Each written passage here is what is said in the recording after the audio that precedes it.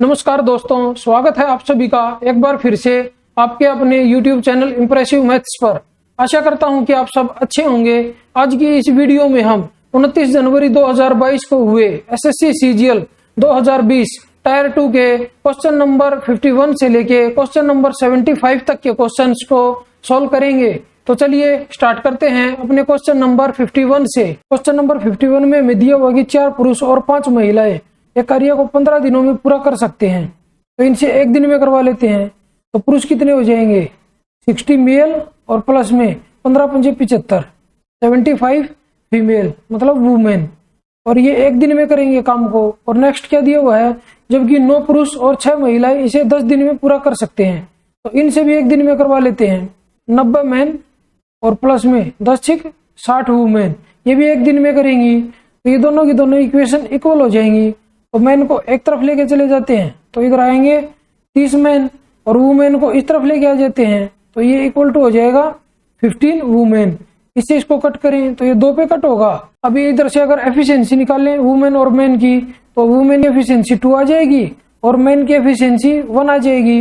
अभी इधर से टोटल वर्क निकाल लेते हैं, तो वुमेन की एफिशिएंसी 2 है और है कितनी 75, तो 150, और मैन की एफिशिएंसी 1 और 60 है, तो प्लस में 60, तो 150 प्लस में 60, और टोटल काम कितना हो जाएगा 210 हो जाएगा।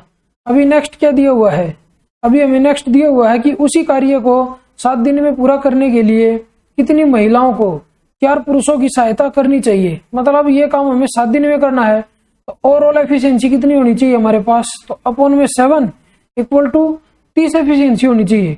तो उसने बोला कि कितनी महिलाओं को 4 पुरुषों की सहायता करनी चाहिए, मतलब 4 पुरुष हैं तो उनकी एफिशिएंसी कितनी है, एक पुरुष की 1 है, तो ये 4 हो जाएगी। तो इसमें से 4 माइनस कर देते हैं, तो कितनी एफिशिएंसी बचेगी 26 बचेगी। और ये महिलाओं की एफिशिएंसी है, तो एक महिला की एफिशिएंसी कितनी है 2 है, तो 26 कितनी महिलाओं की होगी, तो अपॉन में 2 इक्वल टू ये आएगा 13, मतलब 13 महिलाओं को 4 पुरुषों की सहायता करनी चाहिए इस पूरे काम को 7 दिन में करने के लिए। तो ये ऑप्शन नंबर कौन सा हमारा, ये हमारा ऑप्शन नंबर है 3।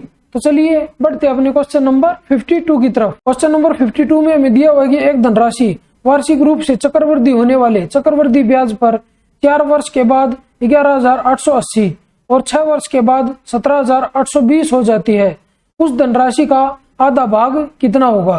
तो सबसे पहले स्टार्टिंग में कोई प्रिंसिपल रहा होगा, उसके बाद 2 साल में कुछ राशि हुई होगी यहाँ पे आगे, फिर उसके बाद कुछ 4 साल में हुई है, उसके बाद फिर 6 साल में हुई है। तो 6 साल में कितनी हुई है, ये हुई है 17,820 रुपए, और 4 साल में हुई है 11,880 रुपए।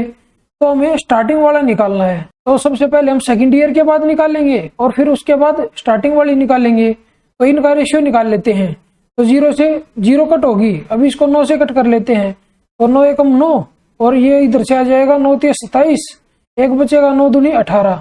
अभी इसको 9 से कट करें तो 9 एकम 9, तो ये कितना बचेगा 8 बचेगा, 9 9 81, तो ये 7 बचेगा, और 9 8 72। तो अभी इसको 2 से कट कर लेते हैं, तो 2 छिक 12 और 2 छिक 12, 2 से इसको कट करेंगे तो ये आ जाएगा 2 नीम 18 और 2 नीम 18। अभी इसको 33 से और कट कर देते हैं, तो 33 दूनी 66 और 33 तिया 99। तो इनका रेशियो आया है 2:3। तो मतलब सेकंड और फोर्थ ईयर के बीच में भी 2:3 का रेशियो होगा, और स्टार्टिंग से लेके और सेकेंड ईयर के लास्ट में भी 2:3 का रेशियो होगा। तो इसको हम क्या लिख सकते हैं, तो इसको हम लिख सकते हैं 11,880 और इंटू में यह आ जाएगा 2/3 इंटू में 2/3, और इसका हमें हाफ निकालना है, तो इंटू में 1/2 कर देते हैं, और 2 से 2 कट होगा, 3 तिया 9 से इसको कट करेंगे, तो 9 एकम 9, 9 तिया 27, एक बचेगा, 9 दूनी 18, और ये आएगा इधर 0। तो इसकी मल्टीप्लाई अभी 2 के साथ करेंगे, तो ये आ जाएगा 2640 रुपए। मतलब स्टार्टिंग में जो धनराशि होगी हमारी, ये उसका हाफ है। तो ये ऑप्शन नंबर कौन सा हमारा, ये हमारा ऑप्शन नंबर है 1। तो चलिए बढ़ते अपने क्वेश्चन नंबर 53 की तरफ। क्वेश्चन नंबर 53 में हमें दिया हुआ कि ओ एक बिंदु है जो ट्राइंगल एबीसी के अंदर इस प्रकार है कि OA = 12 सेंटीमीटर, OC = 9 सेंटीमीटर। तो सबसे पहले एक ट्राइंगल ड्रॉ कर लेते हैं। ये हमारी ट्राइंगल है एबीसी, तो ये पॉइंट ए ले लेते हैं, ये पॉइंट बी और ये पॉइंट सी ले लेते हैं। इसके बीच में कहीं पे एक पॉइंट है ओ, तो अभी उसने बोला है कि ओ ए इज इक्वल टू 12, तो इसको इसके साथ मिला देते हैं। तो ये हमें 12 दिया हुआ है और ओ सी इज इक्वल टू 9 सेंटीमीटर, इसको इसके साथ मिला देते हैं। तो ये हमें 9 दिया हुआ है और हमें क्या दिया हुआ है, और हमें दिया हुआ है कि एंगल ए ओ बी, तो एंगल ए ओ बी ये वाला एंगल, ये वाला इज इक्वल टू है एंगल बी ओ सी, इस वाले एंगल के is equal to angle C O A, इस वाले एंगल के, मतलब ये तीनों के तीनों एंगल इक्वल हैं और तीनों का योग कितना होता है 360 डिग्री, तो ये 120 डिग्री हो जाएगा, तो ये भी 120 डिग्री हो जाएगा और ये भी 120 डिग्री हो जाएगा। और हमें दिया हुआ है कि angle A B C is equal to 60 degree, मतलब ये वाला जो एंगल है ये हमें 60 डिग्री दिया हुआ पूरा का पूरा। तो ओबी की लंबाई सेंटीमीटर में कितनी है, मतलब ये यहाँ से लेके यहाँ तक की लेंथ हमें बतानी है। तो जो ये एंगल है इसको हम थीटा मान लेते हैं, तो ये कितना हो जाएगा, इधर से ये हो जाएगा 60 डिग्री माइनस थीटा। अब ये ट्रायंगल ओ बी सी ले लेते हैं, इसमें एक एंगल है 60 डिग्री माइनस थीटा, एक है 120 डिग्री, तो ये वाला जो एंगल है ये कितना हो जाएगा, ये हो जाएगा थीटा डिग्री, क्योंकि तीनों का योग 180 डिग्री होता है। ऐसे ही अगर ट्रायंगल ए ओ बी देखें, इधर कितना थीटा है, इधर 120 डिग्री है, तो जो ये एंगल बचेगा ये कितना बचेगा, ये इधर से बचेगा 60 डिग्री और माइनस थीटा। तो अब इन दो ट्रायंगल में सिमिलरिटी लगा देते हैं, एक तो ट्रायंगल ले लेते हैं ए ओ बी, एक ट्रायंगल ले लेते हैं बी ओ सी। तो अभी ट्रायंगल बी ओ सी में थीटा के सामने कौन सी भुजा है, ओ बी है, और ट्रायंगल ए ओ बी में थीटा के सामने कौन सी भुजा है, 12 है, तो अपॉन में 12 ये इक्वल टू हो जाएगा, इधर इस वाली ट्रायंगल में 60 माइनस थीटा के सामने कौन सी भुजा है, 9 है, तो इधर लिख लेते हैं, और अपॉन में इधर 60 डिग्री माइनस थीटा के सामने कौन सी भुजा है, ओ बी है, ये भी इधर लिख लेते हैं। अभी क्रॉस मल्टीप्लाई कर देते हैं, तो ओ बी स्क्वायर इधर से आ जाएगा 12 निम्मा 108 के इक्वल, तो 108 लिख देते हैं, और इसको क्या लिख सकते हैं 36 इंटू 3 लिख सकते हैं। तो ओ बी की वैल्यू इधर से कितनी आ जाएगी, ओ बी इधर से आ जाएगी 6√3 के इक्वल। तो ये ऑप्शन नंबर कौन सा हमारा, ये हमारा ऑप्शन नंबर है 2। तो चलिए बढ़ते हैं अपने क्वेश्चन नंबर 54 की तरफ। क्वेश्चन नंबर 54 में हमें दिया हुआ है कि एक गोले का पृष्ठीय क्षेत्रफल 221.76 सेंटीमीटर स्क्वायर है, मतलब 4 पाई आर स्क्वायर इक्वल टू ये दिया हुआ है 221.76, पॉइंट हटा देते हैं तो 76 और अपॉन में इधर लिख लेते हैं नीचे 100। तो 4 से इसको कट करेंगे सबसे पहले, तो ये आएगा 4 पंजे 20, तो फिर 4 पंजे 20, 4 चौक 16 और 4 चौक 16, पाई की वैल्यू रख देते हैं इसमें 22/7 और इंटू में आर स्क्वायर, ये इक्वल टू है 5544 और अपॉन में 100। अभी 11 से इसको कट करें तो ये 2 आएगा, इधर आएगा 504, फिर इसको 2 से कट करते हैं तो ये आ जाएगा 2 दूनी 4, 2 पंजे 10 और ये आ जाएगा 2 दूनी 4। अभी इधर से आर स्क्वायर की वैल्यू निकाल लेते हैं, तो R square is equal to हो जाएगा 7 इंटू 7 और इंटू में 7 21, 4 बचेगा 7 6 42 और अपॉन में 100। तो इधर से आर की वैल्यू आ जाएगी, 7 6 42 और अपॉन में 10, तो 42 अपॉन में 10, तो ये आर की वैल्यू आई है। तो क्वेश्चन में उसने हमसे क्या पूछा है, इसका आयतन सेंटीमीटर क्यूब में दशमलव के एक स्थान तक सही कितना होगा, पाई इज इक्वल टू 22/7 लें। तो गोले का वॉल्यूम कितना होता है, वो होता है 4/3 पाई आर क्यूब के इक्वल। तो इधर से आर की वैल्यू रख देते हैं इसमें, तो ये आ जाएगा 4/3 और इंटू में 22/7 और इंटू में ये आ जाएगा 42 अपॉन में 10 और इंटू में 42 अपॉन में 10 और इंटू में 42 अपॉन में 10। तो अब ये 7 21 है, ये कट हो जाएगा 2 पे। अभी इनकी मल्टीप्लाई कर लेते हैं सभी की, तो 42 का स्क्वायर निकाल लेंगे सबसे पहले, तो 04 4 चौक 16, तो 4 दूनी 8 दूनी 16, तो ये आ गया 1764 के इक्वल। तो अभी इसको 2 से मल्टीप्लाई कर देते हैं, तो ये आ जाएगा 8 और 2 6 12 2, 17 दूनी 34 और 1 35। अभी कितना आ गया 22 चौक 88, तो 88 से और मल्टीप्लाई कर देते हैं इंटू में 8, तो ये आ जाएगा 8 8 64, 4 6 8 दूनी 16 और 6 22, 2 बचेगा इधर, 8 5 40 और 2 42, तो 2 इधर 4 बचेगा, 8 3 24 और 4 28। तो ये सेम फिर इसके नीचे आएगा, तो इसमें इसको ऐड करेंगे तो ये क्या आ जाएगा, ये आएगा 28224। अभी अगर इनको ऐड करें तो ये 4, इधर से ये 6, ये 4, 8 और 2 10 की 0, हासिल का 1, 8 और 2 10 और 1 11, 2 और 1 3, तो ये आया 310 464 और अपॉन में क्या था, इसको लिख लेते हैं पहले 310464 और अपॉन में ये है 1000। अभी इधर दशमलव लग जाएगी तो ये आ जाएगा 310.464 और इसको अगर राउंड ऑफ करके लिखें तो इसको एक दशमलव स्थान तक अगर लिखना हमें तो इसको लिख सकते हैं हम 310 और दशमलव में 5। तो ये ऑप्शन नंबर कौन सा हमारा, ये हमारा ऑप्शन नंबर है 4। तो चलिए बढ़ते अपने क्वेश्चन नंबर 55 की तरफ। क्वेश्चन नंबर 55 में हमें ये रिलेशन दिया हुआ है एक, और हमसे पूछा है कि b माइनस ए अनुपात c माइनस बी अनुपात c माइनस ए का मान क्या होगा।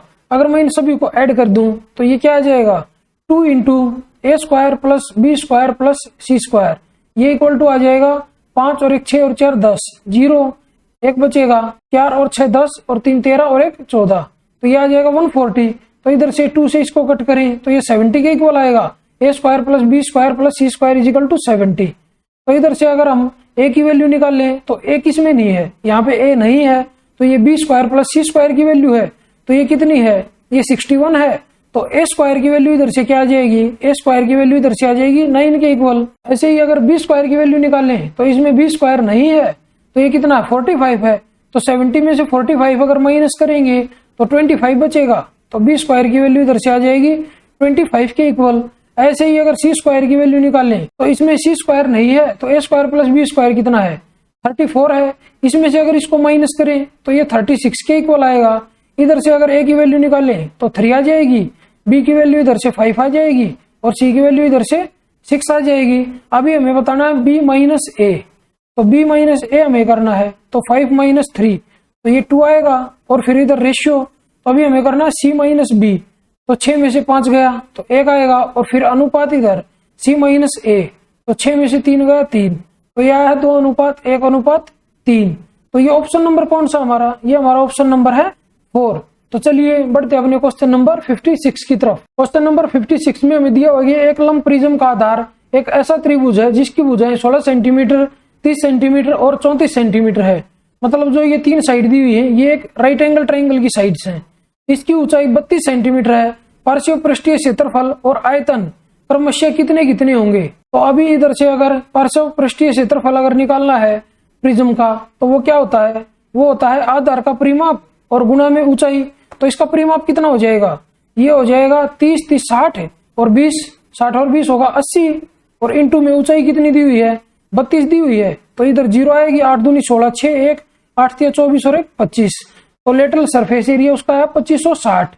तो ये इधर है और इधर है, मतलब ये और ये ऑप्शन नहीं होंगे, तो 2 ऑप्शन बचे। अभी हमें वॉल्यूम निकालना है, तो वॉल्यूम क्या होता है, वॉल्यूम होता है आधार का क्षेत्रफल गुणा में ऊंचाई। तो ये राइट एंगल ट्रायंगल है, तो उसके आधार का क्षेत्रफल क्या हो जाएगा 1/2 इंटू में 16 इंटू में 30 और इंटू में 32। तो 2 से इसको कट करेंगे तो ये 16 आएगा, और 16 इंटू 16 तो 256 होगा, और इंटू में 30 तो ये इधर 0 आ जाएगी, 3 6 18 8 आएगा, 1 बचेगा, 25 3 75 और 1 76, तो ये आया 7680। तो ये वाला ऑप्शन हमारा आंसर हो जाएगा ऑप्शन नंबर 3।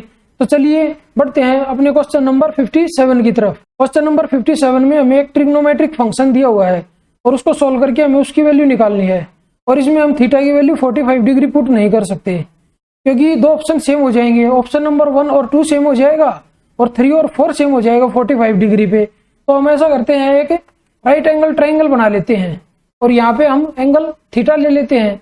इस भुजा को हम 3 मान लेते हैं, इसको 4, और ये हो जाएगी 5।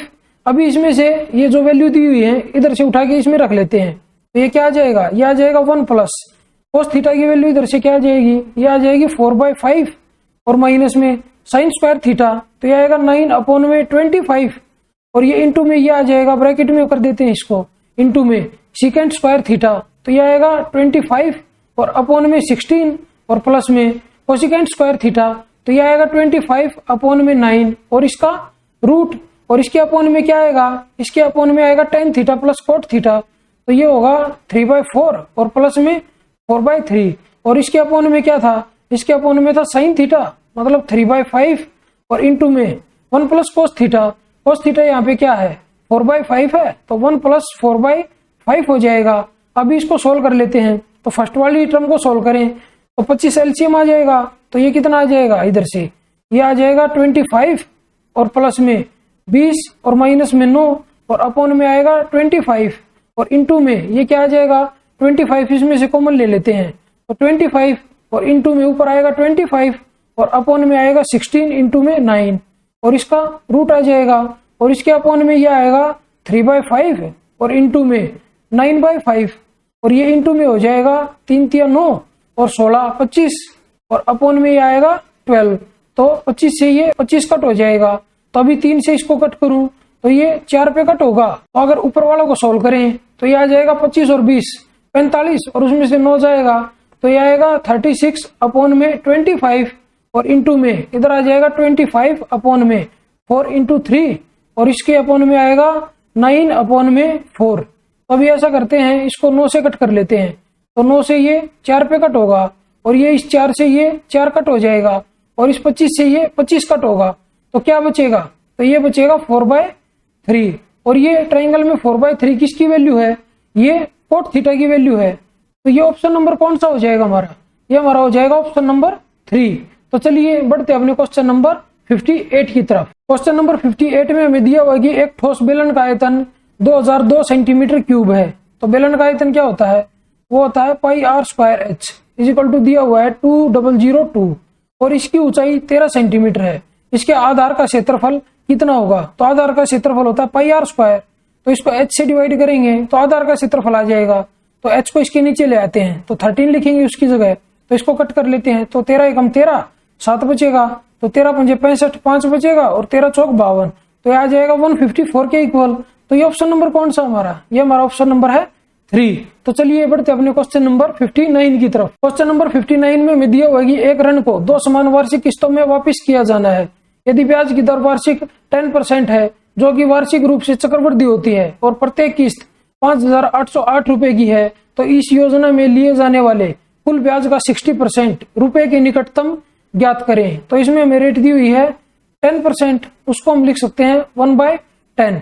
मतलब अगर मैंने 10 रुपए लिए हैं तो मेरे को 11 रुपए वापिस करने पड़ेंगे और दूसरे साल में 10 × 10 तो इधर आ जाएगा 11 × 11 और उसने बोला कि समान वार्षिक किस्तों में तो इसको समान करने के लिए इसको 11 से मल्टीप्लाई करना पड़ेगा और यहाँ पे भी 11 से मल्टीप्लाई करना पड़ेगा।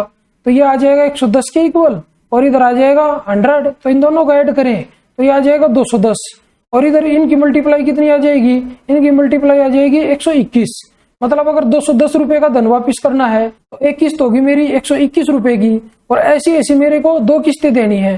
तो इंटू में 2 कर देता हूँ तो टोटल अमाउंट जो मैं पे करूंगा वो आ जाएगा। तो ये इधर आएगा 2, इधर 4 और इधर 2।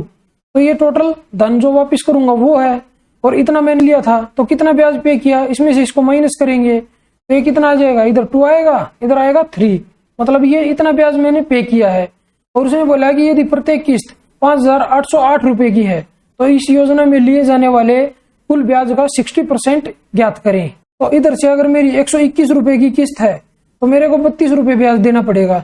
लेकिन उसने बोला कि प्रत्येक किस्त 5,808 की है तो कितना ब्याज देना पड़ेगा? इंटू में 5808 और अपॉन में 121। तो 11 से इसको कट करेंगे सबसे पहले तो 11 आएगा, इधर 5 आ जाएगा और ये 3 बचेगा 30, 11 दूनी 22, 8 बचेगा, 11 8 88। अभी इसको फिर 11 से कट कर देते हैं तो ये हो जाएगा 11 चौक 44। तो ये कितना बचेगा? 8 बचेगा। तो 11 8 88। तो ये आया है 32 × 48। लेकिन हमें इसका 60% निकालना है तो दोनों की मल्टीप्लाई कर लेते हैं सबसे पहले। तो ये आ जाएगी 8 दूनी 16 और 4 तिये 12। तो 4 दूनी 8 और 8 तिये 24, 24 और 8 32। इधर ऐड कर देते हैं तो ये 6, ये 3 और ये इधर आ जाएगा 15। मतलब 1536 का हमें 60% निकालना है। तो इसका 10% कितना हो जाएगा? 153.6 और इसका 6 टाइम करना है इंटू में 6। तो 6 6 36, 6 आएगा, 3 6 तिये 18, 18 और 3 कितना होगा? 21 होगा। तो इधर 1 लिखेंगे और इधर दशमलव आ जाएगा तो 2 बचेगा, इधर 15 6 90 और 2 92। तो इधर 92 आएगा। इसको राउंड ऑफ करेंगे अगर तो इसको राउंड ऑफ करके ये आ जाएगा 922। तो ये ऑप्शन नंबर कौन सा हमारा? ये हमारा ऑप्शन नंबर है 3।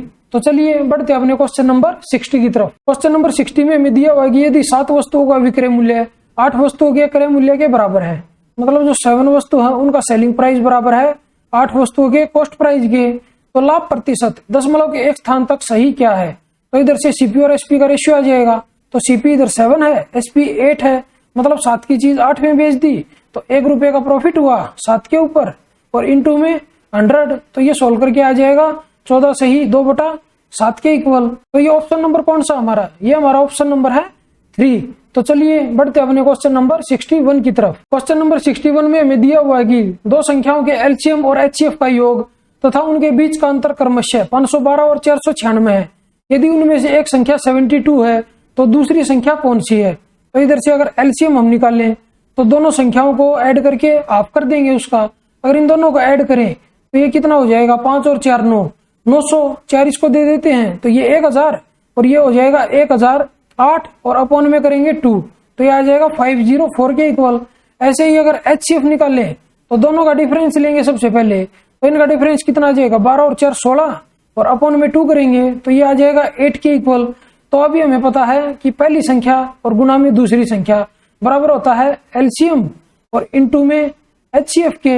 एलसीएम और एचसीएफ हमें पता है 504 और इनटू में 8 और ये इक्वल टू है, हमें एक संख्या दी हुई है 72 तो ये संख्या 72 लिख लेते हैं और इनटू में दूसरी संख्या हमें निकालनी है तो 8 से इसको कट कर लेते हैं तो ये 9 पे कट होगा तो 9 से इसको कट करेंगे तो 9 पंजे 45 और 9 छिक 54 तो जो दूसरी संख्या है वो आई है 56 के इक्वल। तो ये ऑप्शन नंबर कौन सा हमारा, ये हमारा ऑप्शन नंबर है 2। तो चलिए बढ़ते अपने क्वेश्चन नंबर 62 की तरफ। क्वेश्चन नंबर 62 में हमें दिया होगी एक परीक्षा में प्रति प्रश्न पत्र एक छात्र के औसत अंक 71 थे। यदि वह विज्ञान में 35 और अंक, इतिहास में 11 और अंक तथा कंप्यूटर विज्ञान में 4 और अंक प्राप्त करता है तो उसके प्रति प्रश्न पत्र औसत अंक 76 होते हैं। परीक्षा में कितने प्रश्न पत्र थे। तो स्टार्टिंग में एवरेज कितना था 71, फिर कितना हो गया 76 हो गया तो कितना बढ़ गया 5 बढ़ गया। अगर इन सबको ऐड करें तो ये कितना होगा 35 और 11 कितना होगा 35 और 1 36 और 10 46 और 4 50 तो ओवरऑल कितना बढ़ गया 50 और एवरेज में कितना बढ़ा 5 तो इसको 5 से डिवाइड दे देंगे तो प्रश्न पत्रों की संख्या आ जाएगी तो ये आ जाएगी 10 के इक्वल। तो ये ऑप्शन नंबर कौन सा हमारा, ये हमारा ऑप्शन नंबर है 1। तो चलिए बढ़ते अपने क्वेश्चन नंबर 63 की तरफ। क्वेश्चन नंबर 63 में हमें दिया हुआ है कि यदि 2x minus Y is equal to 2 और xy इज इक्वल टू 3/2 है तो x cube minus Y cube upon में 8 का मान क्या होगा। तो इधर से हमें y के अपॉन में 2 चाहिए तभी उसका क्यूब करेंगे तो 8 आएगा। तो इस पूरी इक्वेशन को हम मल्टीप्लाई कर देते हैं 1/2 के साथ तो इधर से क्या आएगा x और माइनस में y/2 इज इक्वल टू 1। अब इसका क्यूब कर देंगे तो यह आ जाएगा x क्यूब माइनस में वाई क्यूब अपॉन में 8 और माइनस में 3 इंटू में xy और अपॉन में 2 और इंटू में 1 आ जाएगा और इधर आएगा 1। xy की वैल्यू रख देते हैं इधर से ये 3/2 तो यह आ जाएगा -3/2 और इंटू में 3/2 और ये कितना हो जाएगा ये 9/4 हो जाएगा और ये इधर जाके प्लस होगा तो ये हो जाएगा 1 + 9/4 तो ये इक्वल टू आ जाएगा 13/4 के। तो ये ऑप्शन नंबर कौन सा हमारा, ये हमारा ऑप्शन नंबर है 3। तो चलिए बढ़ते अपने क्वेश्चन नंबर 64 की तरफ। क्वेश्चन नंबर 64 में दिया हुआ है कि एक बाल्टी का 4/13 भाग 6 मिनट में भर जाता है। बची हुई बाल्टी को भरने में कितना समय लगेगा। मतलब टोटल भाग कितने थे 13 थे, उसमें से जो 4 भाग हैं वो 6 मिनट में भरते हैं और बाकी बचे कितने 9 भाग बचे तो वो 9 भाग भरने में कितने मिनट लगेंगे इंटू में 9 और अपॉन में 4 2 से इसको कट करेंगे तो 2 दूनी 4 और 2 तिया 6 तो ये कितना आ जाएगा 27 अपॉन में 2। इसको सोल्व करके ये आ जाएगा 13.5 मिनट मतलब 13 मिनट और 30 सेकंड। तो ये ऑप्शन नंबर कौन सा हमारा, ये हमारा ऑप्शन नंबर है 1। तो चलिए बढ़ते अपने क्वेश्चन नंबर 65 की तरफ। क्वेश्चन नंबर 65 में हमें दिया हुआ कि मान ले कि जो थीटा की वैल्यू है 0 डिग्री से ज्यादा है और 90 डिग्री से कम है तो हमें बताना है 1 + cot स्क्वायर थीटा इंटू में 1 + tan स्क्वायर थीटा इंटू में sin theta minus cosecant theta और इंटू में cos theta minus secant theta. इसकी वैल्यू हमें बतानी है। और अगर अपने ऑप्शन पे एक बार नजर डालें तो इसमें हम अगर 45 डिग्री पुट कर देते हैं तो सारे के सारे ऑप्शन अलग अलग आएंगे। तो इसमें हम थीटा की जो वैल्यू है उसको 45 डिग्री पुट कर सकते हैं तो इसमें 45 रख देते हैं थीटा की वैल्यू तो ये क्या आ जाएगा, ये आ जाएगा 1 + 1 तो ये 2 आएगा और इंटू में ये भी आएगा 1 + 1 तो ये भी 2 हो जाएगा और ये दोनों के दोनों सेम होंगे 45 डिग्री पे तो इसका हम स्क्वायर कर लेते हैं तो ये आ जाएगा 1/√2 और माइनस में √2 इसका स्क्वायर कर देते हैं क्योंकि दोनों सेम आने हैं तो इसको सोल्व करके क्या आ जाएगा, ये आ जाएगा 4 इंटू में तो इधर जाएगा तो ये 2 होगा 1 - 2 -1 अपॉन में √2 आएगा और उसका स्क्वायर करेंगे तो 1/2 आएगा। इससे इसको कट करें तो 2 बचेगा मतलब 2 आएगी वैल्यू। अभी अगर ऑप्शन में 45 डिग्री वैल्यू रखें थीटा की जिसपे भी 2 आ जाएगी वही हमारा आंसर हो जाएगा। तो हमें देखने से पता चल रहा है अगर मैं इसमें 45 डिग्री पुट कर देता हूँ तो √2 इंटू √2, तो ये 2 के इक्वल आ जाएगी, मतलब यही हमारा आंसर हो जाएगा। तो ये ऑप्शन नंबर कौन सा हमारा, ये हमारा ऑप्शन नंबर है 2। तो चलिए बढ़ते अपने क्वेश्चन नंबर 66 की तरफ। क्वेश्चन नंबर 66 में हमें दिया हुआ है कि ए बी और सी डी एक ऐसे वृत्त में दो जीवाएं हैं जिनका केंद्र O है और उसका व्यास AD है। तो सबसे पहले एक सर्कल ड्रॉ कर लेते हैं और इसका व्यास बना लेते हैं सबसे पहले AD।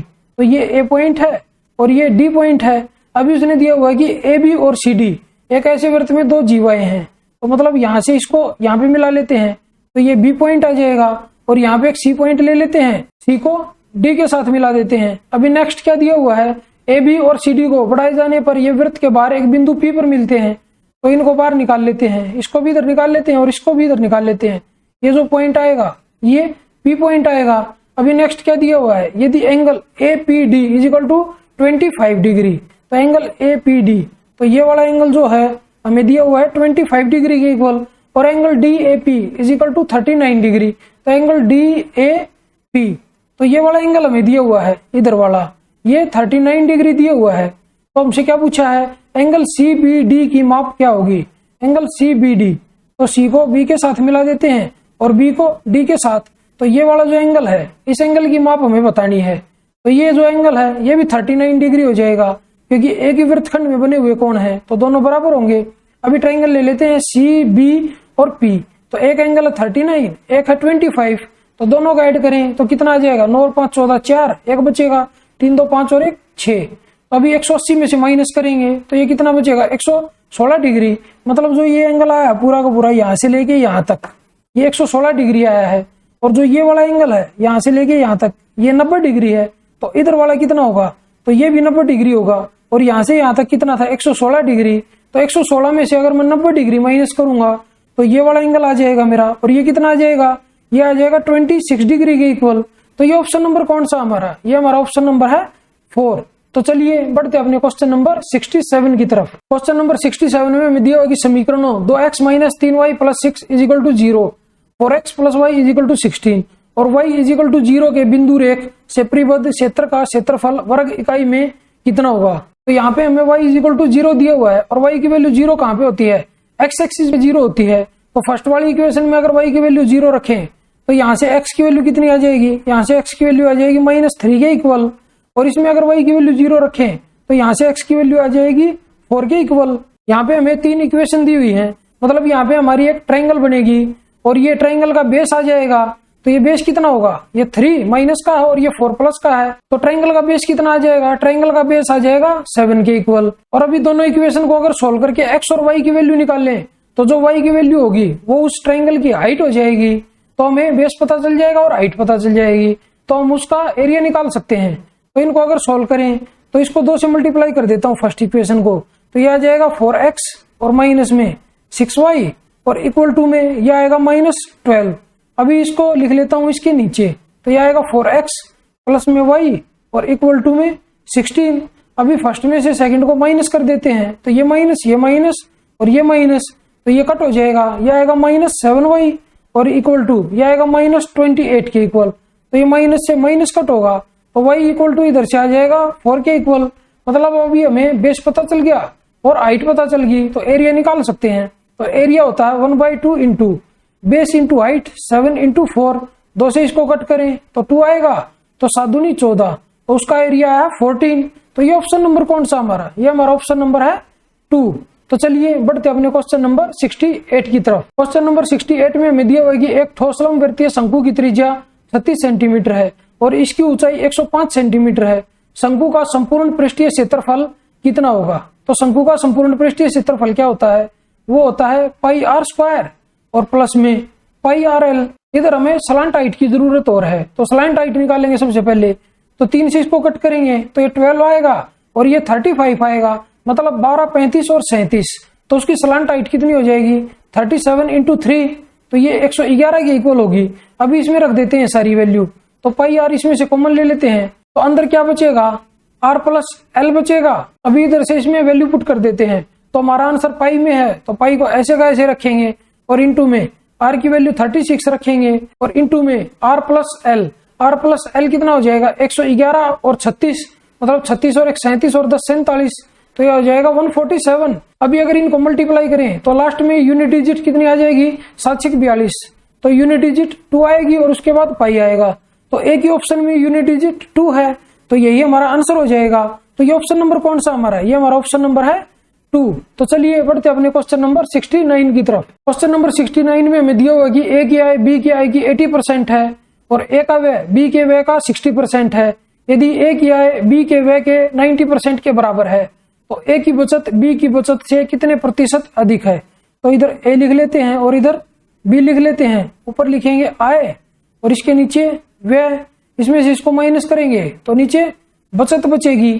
तो अभी उसने दिया हुआ है कि ए का व्यय बी के व्यय का 60% है, तो बी का जो व्यय है उसको अगर 100 मान लेते हैं तो ए का व्यय 60 हो जाएगा। और नेक्स्ट हमें दिया हुआ है ए की आय बी के व्यय के 90% के बराबर है, मतलब ये इधर 90 होगा और ये बी के 80% के बराबर है, मतलब ये 80% की वैल्यू है। तो 100% की वैल्यू निकालेंगे तो ये आ जाएगा 90 और इंटू में 100 और अपॉन में 80।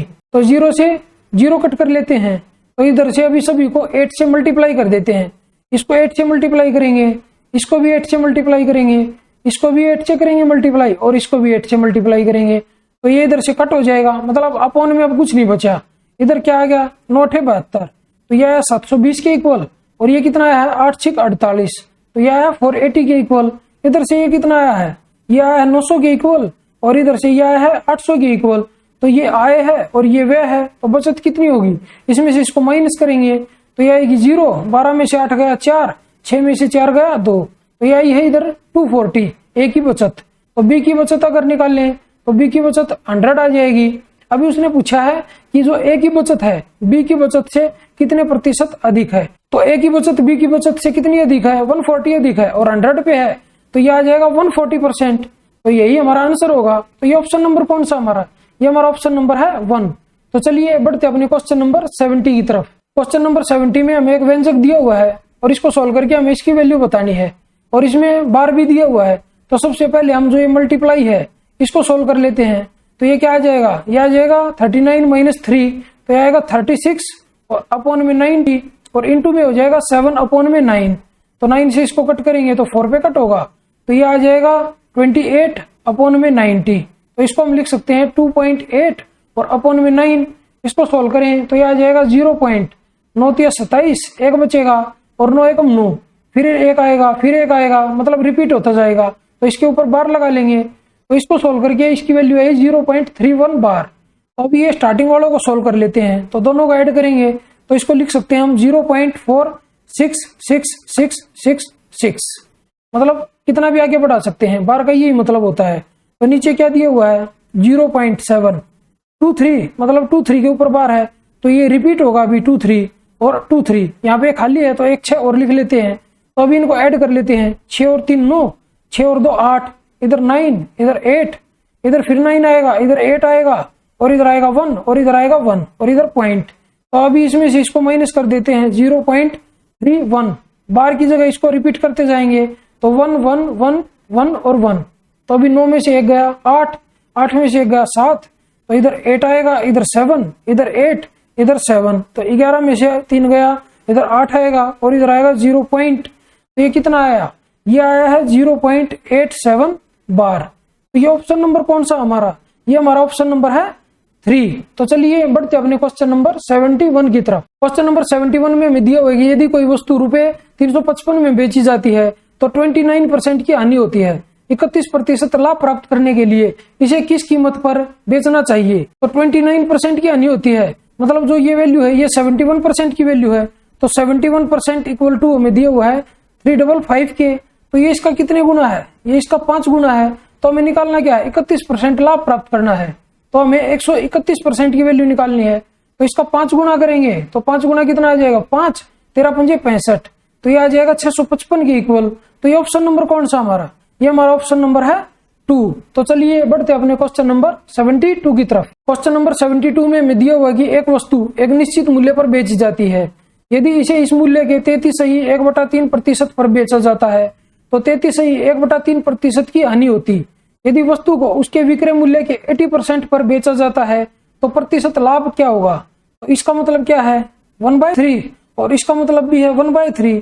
तो जो उसका सेलिंग प्राइस है स्टार्टिंग वाला उसको हम 90 मान लेते हैं। क्वेश्चन में उसने बोला है यदि इसे इस मूल्य के 1/3 पर बेचा जाता है तो 1/3 की हानि होती है। तो इसका 1/3 कितना हो जाएगा, तो जो न्यू सेलिंग प्राइस आ जाएगा वो आ जाएगा 30 के इक्वल। 1/3 की हानि होती है तो इसको लिख लेते हैं 1/3। तो ये हमारा कॉस्ट प्राइस है, ये हमारा लॉस है। तो इधर से सेलिंग प्राइस कितना आ जाएगा, 2 आ जाएगा। और 2 की वैल्यू कितनी आई है, 2 की वैल्यू 30 के इक्वल है। तो इधर रख लेते हैं 2 की वैल्यू 30। तो हमें 3 की वैल्यू निकालनी है। तो 3 की वैल्यू इधर से कितनी आ जाएगी, ये इसका 15 गुना है तो इसका 15 गुना कितना होगा, 45 होगा। तो अभी ये क्या आया है, ये हमारा कॉस्ट प्राइस आया है। तो उसने क्या बोला है, यदि उसे उसके मूल विक्रय मूल्य के 80% पर बेचा जाता है। तो मूल विक्रय मूल्य ये माना था मैंने, तो इसका 80% कितना हो जाएगा, 8 × 72 तो 72 हो जाएगा। मतलब अगर मैं इसको 72 में बेचता हूं तो मुझे कितना प्रॉफिट होगा, तो 45 इसमें से माइनस करेंगे तो 12 में से 5 गया 7 और इधर से 6 में से 4 गया 2, मतलब 27 का लाभ होगा। कितने के ऊपर, 45 के ऊपर। और इंटू में 100 कर देते हैं परसेंटेज निकालने के लिए। तो 9 से इसको कट करेंगे तो 9 × 27 और 9 × 5 = 45। तो यह है 3/5। और ये किसके इक्वल होता है, ये होता है 60% के इक्वल। तो ये ऑप्शन नंबर कौन सा हमारा, ये हमारा ऑप्शन नंबर है 4। तो चलिए बढ़ते हैं अपने क्वेश्चन नंबर 73 की तरफ। क्वेश्चन नंबर 73 में हमें 10 अंकों की ये संख्या दी हुई है और बताया हुआ है कि जो ये संख्या है 72 से विभाज्य है। तो हमें √8a - 4b की वैल्यू निकालनी है। तो इधर से अभी सबसे पहले a और b की वैल्यू निकालेंगे। तो सबसे पहले इसको देखें तो 72 से डिवाइड होने का क्या मतलब होता है कि वो संख्या 8 से भी डिवाइड होगी, वो 9 से भी डिवाइड होगी। तो सबसे पहले 8 से डिवाइड होने के लिए चेक कर लेते हैं। तो लास्ट की जो 3 डिजिट है वो 8 से डिवाइड होनी चाहिए। तो यहाँ पे क्या आना चाहिए, 6 से पहले या तो 1 आना चाहिए या 5 आना चाहिए, तभी ये 8 से डिवाइड होगी। तो b की वैल्यू क्या क्या आ सकती है यहाँ पे, तो b की वैल्यू इधर या तो 7 आ सकती है या 3 आ सकती है। और इधर हमें क्या दिया हुआ है, इधर -4 भी दिया हुआ है। तो हम ऐसा करेंगे, बड़े वाली वैल्यू को सबसे पहले इग्नोर करके चलेंगे। तो हम छोटी वैल्यू लेंगे। अगर बड़ी ले ली और ये इसके अंदर माइनस आ गया रूट के अंदर तो वो गलत हो जाएगा। तो सबसे पहले हम b की जो वैल्यू है उसको 3 मान लेते हैं। तो अभी इसको 9 से डिवाइड होने के लिए चेक करते हैं। तो 6 और 3 9, ये कट हो जाएगा। 7 और 2 9, ये कट हो जाएगा। इधर से 9 कट होगा। 5 और 4 9, ये कट हो जाएगा। तो बचेगा क्या, 7 और 6 13 और a बचेगा। तो अगर a की वैल्यू अगर मैं 5 रख देता हूं तो ये 18 हो जाएगा। मतलब 9 से ये पूरी डिवाइड हो जाएगी। मतलब a की जो वैल्यू है वो हमें पता चल गई 5 है और b की जो वैल्यू है वो हमें पता चल गई 3 और 7 है। तो 7 को हम इग्नोर करके चले हुए हैं। तो हमारी 3 से जो वैल्यू आई है, a की 5 आई है और b की 3 आई है, ये वैल्यू इसमें रख देते हैं। तो a की जगह 5 रखेंगे तो यह आएगा 40 और माइनस में b की जगह 3 रखेंगे तो यह आएगा 12 और इसका रूट होगा। तो इसमें से इसको माइनस करेंगे तो यह आ जाएगा √28 के इक्वल। तो ये ऑप्शन नंबर कौन सा हमारा, ये हमारा ऑप्शन नंबर है 2। तो चलिए बढ़ते अपने क्वेश्चन नंबर 74 की तरफ। क्वेश्चन नंबर 74 में हमें एक ट्रिग्नोमेट्रिक फंक्शन a/b के इक्वल दिया हुआ है और बताया हुआ है जो थीटा की वैल्यू है 0 डिग्री से ज्यादा है और 90 डिग्री से कम है। तो हमें a + b/a - b का मान बताना है। तो इसमें जो अगर ऑप्शन देखें तो इधर से ये कोसिकेंट थीटा और सिकेंट थीटा और यहाँ पे साइन थीटा और कोस थीटा। तो इसमें हम 45 डिग्री पुट नहीं कर सकते क्योंकि ये दोनों ऑप्शन सेम हो जाएंगे 45 रखते ही, और ये दोनों ऑप्शन सेम हो जाएंगे तो हम आंसर तक नहीं पहुंच पाएंगे। तो ऐसा करते हैं, हम एक राइट एंगल ट्राइंगल बना लेते हैं इसमें और इधर हम ले लेते हैं थीटा। तो इसमें हम इधर 3 ले लेते हैं, इधर 4, तो ये 5 हो जाएगी।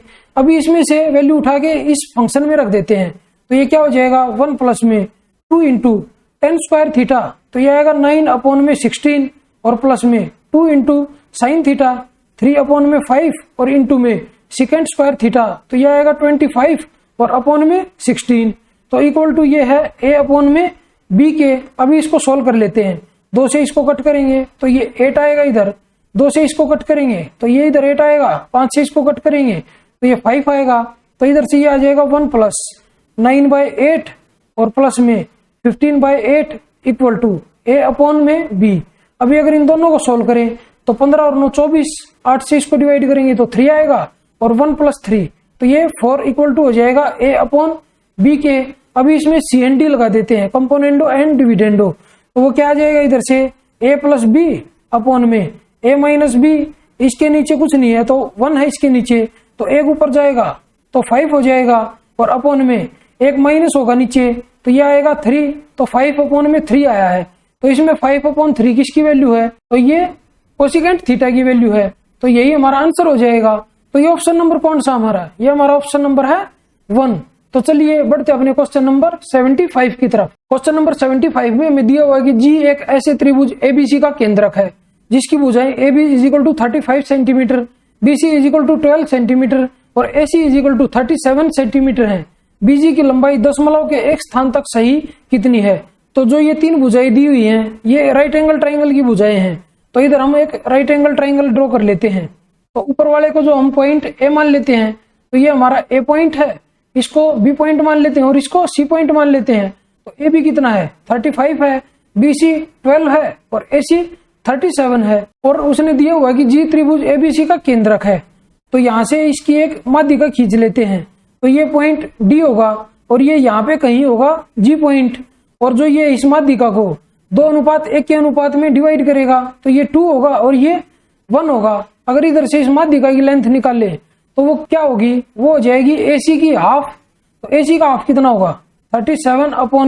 तो अभी हमें निकालनी है BG की लेंथ, और BG किसके इक्वल है 2 के इक्वल है, और पूरी की पूरी जो ये भुजा है ये 3 के इक्वल है। तो इनटू में हम करेंगे 2/3, तो ये BG की लेंथ निकल के आ जाएगी इधर से, तो 2 से 2 कट होगा। अभी इसको सोल्व करें तो ये आ जाएगा 3 एकम 3, 3 दूनी 6 और पॉइंट में इधर आएगा 3, तो मतलब 12.3 सेंटीमीटर। BG की लेंथ आ जाएगी 12.3 सेंटीमीटर। तो ये ऑप्शन नंबर कौन सा हमारा, ये हमारा ऑप्शन नंबर है 4। तो चलिए आज की इस वीडियो के इस पार्ट को यहीं पे समाप्त करते हैं और जल्दी ही मिलते हैं इस वीडियो के नेक्स्ट पार्ट में। तब तक के लिए बाय बाय, टेक केयर। अगर आप लोगों को ये वीडियो पसंद आई हो तो इस वीडियो को लाइक कीजिए, अपने दोस्तों के साथ शेयर कीजिए, और अगर आप मेरे चैनल पर नए हैं तो मेरे चैनल को सब्सक्राइब जरूर कीजिए। और अगर आप लोगों को इस क्वेश्चन पेपर की PDF बाइलिंगुअल में चाहिए तो आप मेरे टेलीग्राम चैनल इंप्रेसिव मैथ्स को ज्वाइन करना ना भूलें। धन्यवाद।